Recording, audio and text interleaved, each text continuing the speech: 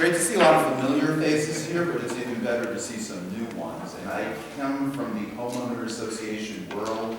I spent 6 years on the board of directors of the Swan Point Property Owners Association, and I can tell you that nothing can prepare you more to being a county commissioner than being part of a property owners association.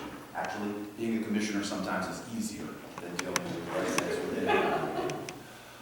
Yes, it's the political season, but I'm going to focus more on the governing side of what I do. And we've all been hearing and reading about the divisiveness among your 5 county commissioners, and I'll get to that in a couple of minutes. But I really want to focus on a lot of positive things that have taken place in the last 3.5 years that may be below the fold in the newspaper or buried inside, accomplishments that are good for the greater community at large and will have an impact for years to come. We are surrounded by water in this county. We've got over 200 miles of shoreline between the Potomac and the Patuxent River and all of its tributaries. Part of the problem is so much of the shoreline is privately owned and is not available to our citizens. So we've all really loved and enjoyed the Indian Head Rail Trail, 13 miles between White Plains and Indian Head. What's even more exciting is a shorter rail trail that's going to be opening within about 2 years thanks to federal funding. It's about 3.5 miles in length. It's the Pope's Creek Rail Trail, and it will run from Route 301 in the Faulkner area down to Pope's Creek, where all the seafood restaurants are, and it will open up the Potomac River to our citizens. We will also be acquiring the former Smecco power plant building that's been vacant for a lot of years there with great architecture that can be rehabilitated and renovated, and we'll also be providing a pier out to the water so that our citizens can enjoy what is so much a part of our history, our heritage, and a part of our county. Speaking of that part of the county, a big problem has been for years is the Harry Nice Bridge that carries Route 301 between Charles County and King George, Virginia. It was actually, the river was cut by President Franklin D. Roosevelt in 1940, and it was a very modern bridge, I'm sure, for 1940, but it hasn't changed at all since that time. It's the only crossing south of the Wilson Bridge on the Potomac River, and I've been working for years towards getting that bridge replaced. And it cannot be done without state and federal aid, and it goes hand in hand. And I'm just so proud that the state has committed over $50 million towards property acquisition to replace that bridge. Now, we've gotten monies before from the state and federal government for studies related to that bridge, but $50 million is a serious commitment, and it takes that project from the if to the when. And it's not going to happen anytime soon. It's probably an 8-year out project. But that $50 million commitment from the state will also mean a very major commitment from the federal government. And let's face it, that bridge also has, in addition to transportation needs, homeland security issues. As I said, it is the only crossing south of the DC area, and should there be a disaster, natural or otherwise, in the DC area, people pick up their maps and look, how can I get around it? They see the Harry Nice Bridge, they don't know it's a 2-lane bridge. You know, we've all heard about the problems with Governor Chris Christie and the bridge in Fort Lee, New Jersey. Well, we could cause the same problem with one flat tire on the Harry Nice Bridge. I mean, we've all traveled and saw those 10-mile backups, so that's, you know, another exciting development. The College of Southern Maryland is opening up its 4th campus, and all 3 counties that are part of the system bid for the right to open that new campus, and I'm really proud that that new campus is going to be in Charles County and Hughesville on Route 5. It makes sense because Hughesville really is the center of the region. It's got the transportation infrastructure thanks to the upgrades that have been done to Route 5, and groundbreaking is going to take place in just a few weeks, and it's a pretty aggressive schedule. They expect students to be there within the next 1.5 years, and that in turn will help revitalize Hughesville. And Hughesville, the citizens there have been working for a long time on that, and this will really be the jump-starting of that. And it's definitely economic development in a big way. Another thing that's taking place that you might not necessarily think is economic development, but it is, the National Guard has been located in our county for a long time. That building that's on Hawthorne at 301, and they've outgrown it. It's a dangerous building in some ways because it's filled with asbestos and the way things were built back then. And again, they were looking where to locate next in St. Mary's County, Calvert County, even Prince George's County.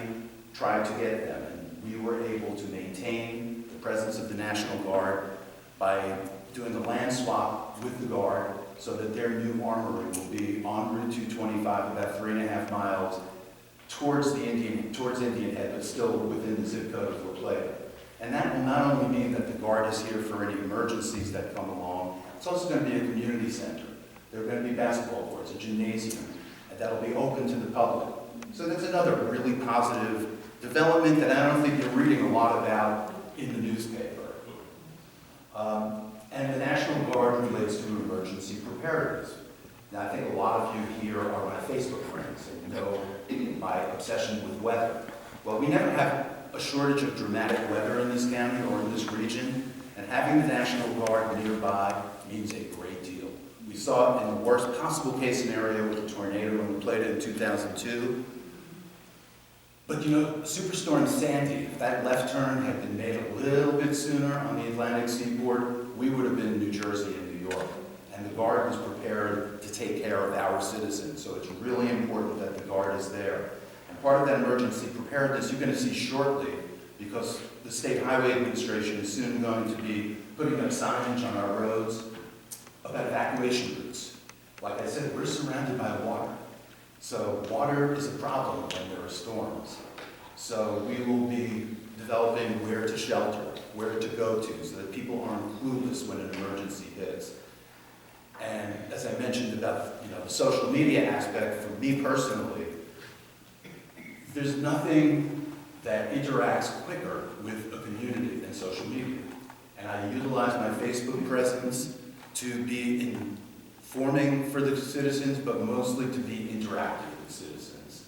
I find that it's just sometimes it's easier to go through that social networking thing than to go through the official channels. And those of you who do follow me on Facebook or are my friends on Facebook know that a question never gets asked that isn't answered. So also part of that transparency, I'm happy to see Barbara Talcott here videotaping my remarks to you this morning. I hold a town hall meeting monthly. I call it Coffee with the Commissioner. It's generally held at Starbucks in La Plata or at the Charles Street Bakery. I think my next one's actually going to be at the Blue Crab Stadium. And I make sure that all of my appearances are videotaped because I don't expect everyone to be able to get there. And then I post it online so everyone can see what's happening. Okay, let's talk about the controversies. Yes. I think I need water for this. Land use has become probably the most controversial issue in Charles County during my term as a commissioner. And if you have been following things, you'll know that it's been a great divide among the commissioners. Just this past week, there was a vote on what's known as the tier map, which relates to the comprehensive plan, which really relates to how the county will be zoned over the next X number of years. It's been laying out there for 2.5 years. It's something that I always felt the commissioners should be addressing and not outside entities. One of my colleagues suggested a work group that was supposed to come up with a plan. I did not support the establishment of that group, but was incredibly pleasantly surprised to see the map that was presented to the commissioners this past Tuesday. And then suddenly that map was gone. It was gone and replaced by 9,000 acres in what I will call the hallowed grounds of Mattawoman Creek for future development. Now, do I think development is going to take place there anytime soon? No, but it sends the absolute wrong message. You know, one of my colleagues asked during that hearing, where can we build? And I think that's the wrong question. I think the question is, where should we build? And, you know, if any of you have flown into Reagan National over the past year from the south, we're on the landing pad. So you get a really good view of Charles County. And you can see where there's development. We are standing right now with the development district. And you look more south and more west and even more east in the county, and you see the areas that have not been extensively developed. And to me, that's very similar to flying from Washington to Los Angeles. And you look over the vastness of the United States. We have 300 million people, but there's so much land that isn't developed. And there's a reason for that. First of all, a lot of the land is used for agriculture. It's how we feed our citizens. That's true in Charles County. And probably more importantly, you don't have to go everywhere. There's so much even here in this county, that can be redeveloped. I mean, we have enough blight on Route 301, we have enough closed-up shops in Indian Head, that before we tear down forests or pastures, let's rebuild what needs to be rebuilt. And another, thing that's happening in Waldorf, which is you're going to hear about a lot more in the next few weeks, is the Waldorf Urban Redevelopment Corridor. We just hired an executive director for that project, so it's really going to start moving.